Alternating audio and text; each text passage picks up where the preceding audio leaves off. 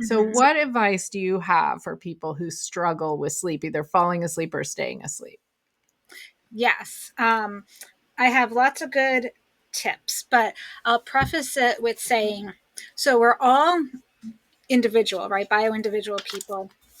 What is going to work for one person may or may not work for someone else. So I don't want people to get discouraged, right? If they try something and it's not working for them and their friend or family member, it worked wonderful for, there's nothing wrong with them. It's just that we're all different and something may work for them that doesn't work for someone else. So what I like to tell people is, you know, listen to some of the things that we'll mention today. What, if anything, sounds good, try it. If it doesn't work, throw it out, try something else. It really is kind of one big experiment. Good So point. just know that there's nothing wrong with you if it doesn't work. You'll find something that will. But um, one of the things that I really like is creating a pre-sleep ritual. So what this could look like is setting an alarm for about an hour before you go to bed so that we remember, like, okay, we need to start slowing down, getting ready for bed. We want to avoid electronic screens. I'm sure we've all heard of like the blue light, right? We want to get away from those and also anything stressful. So, some examples of that is we don't want to be checking our work email or being sucked into the drama on social media, right? Good point. Anything that's going to rile us up, we don't want to do that. We want to, focus on things that are calming and going to relax us. So that could be like a meditation, reading a book, taking, a hot bath or shower, which that is also something really interesting is temperature. So a decrease in temperature usually tells the body that it is time to sleep. This goes Oh, kind of like historic, like when we were, having to maybe live outside or whatever. When the temperature went down, it kind of signaled that it was time to sleep. okay. So, what you can do is if you take a hot shower and then you cool off, you're kind of tricking the body into thinking that it's time to sleep. So, that could be something that might work for you. Um, That's new. I hadn't heard that before. So interesting. Yeah. yes.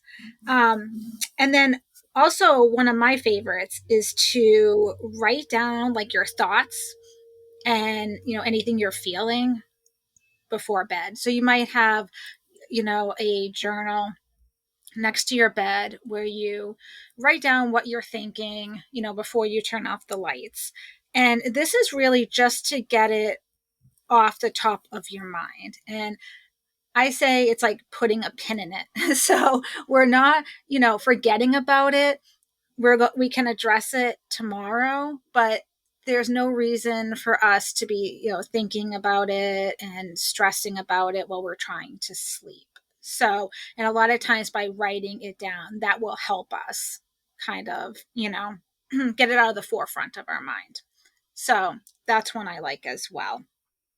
Um, and then lastly, just your environment, right? So, again, talking about the lighting, it's more of orange red spectrum lighting at night. And then we want to make sure that our room is as dark as possible, like to our comfort level. So, whether that is getting good curtains that's going to block out the light or, a sleep mask, something like that. Um, Also, again, with the temperature, so setting the temperature is something that's going to work for you. Again, most people find cooler temperatures work. I think we all like to like cuddle under the blankets, right? So Right. having the cooler temperature, and then also adjusting the noise level. So if we think about that, like again, our environment, right? So I'll use the example of like if you're in a college dorm, right? You're probably having people coming and going, could be all night, who knows, right? Talking, laughing. So you're going to maybe want some like white noise to drown that out. But on the other hand, if you live in the country and it's very quiet, it may be too quiet for you. So having a fan, or I know I have like an air purifier that makes a little noise in my room. So it's just not completely quiet. So again, it's kind of thinking about, what works best for you. And do you need a little more noise or do you need a little less? you know, Yeah. and, and compensating that way. So that's another tip as well to fall asleep. So, okay, I love all of these, and it's interesting because only a couple weeks ago did I realize I was reading an article about how your room needs to be totally dark, and I like that you said as dark as you're comfortable with, because let's be realistic, maybe we're not totally comfortable with that. But Yes. I realized I've taken these airplane trips where I've gotten sleep masks and I've never ever tried them. And so I should really try. Maybe that's the solution. Yeah, no, definitely. Um, yeah, and if you're able to fall asleep on a plane, please let me know your tips because that's one place that I can never fall asleep. Yes, listeners, tell us. I am not the greatest plane sleeper either, but if I travel for work, then I can travel in business. And when you can get a better seating arrangement, it's better, let me tell you. But sleeping in a regular airplane seat, no. Yeah, right. I know. Try to get comfortable with no leg room, right? Yeah, it's a little tricky. Yes, yes. Okay, well, I bet you that this gives somebody something new to try for sure. And then what about kind of waking up at night, struggling to go back to sleep? Would you say similar things for them, or do you have some other thoughts? Yeah. So if you find yourself waking up, first, I want everyone to know that it's perfectly normal. So don't stress out. I think we start to worry, like, why am I waking up? What's wrong with me? It happens to everyone. It doesn't necessarily mean anything wrong unless it's, happening maybe all the time. But, just try to relax, whatever that means to you, doing some deep breathing exercises, maybe a small meditation if you're into meditating, but something that's just going to get you to relax. Also, I know this can be very hard, but don't try not to check the clock. Oh, So, because that's probably going to make us more stressed out, right? If you look, you're like, oh no, I only have 2 more hours before I have to get up for work. And, if I fall asleep now, I'll get another hour, whatever right, it is we start talking about. So try not to look at the clock because that's going to more likely than not stress you out more. And if you find yourself, really fully awake, try to do something productive, like reading a book, right? Until you feel sleepy again. Um, I've heard of other people too.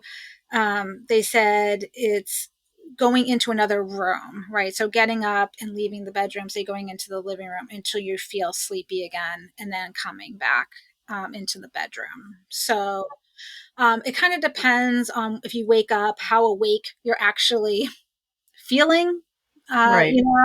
and go from there. But yeah, just try to relax, I would say, as best you can. And again, know that it's normal. It happens. Right. That's interesting because my husband wakes up more at night than I do for sure. And sometimes he'll go do something else and leave. And I always thought maybe that wasn't the best idea, but maybe he's on to something Yeah. sometimes. Yeah, no, definitely. Yeah, if it works for him.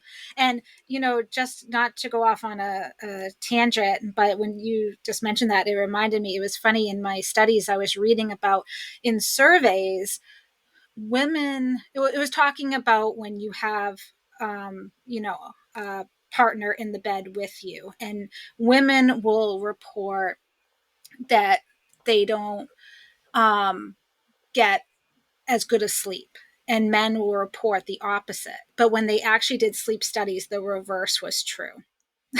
So, Oh, that is interesting. yes. So we think as women that we're not getting as good a sleep if we're not by ourselves, but the Yeah, opposite is true. correct. Huh. Yes. Yes. Well, that's a nice little bit of trivia there.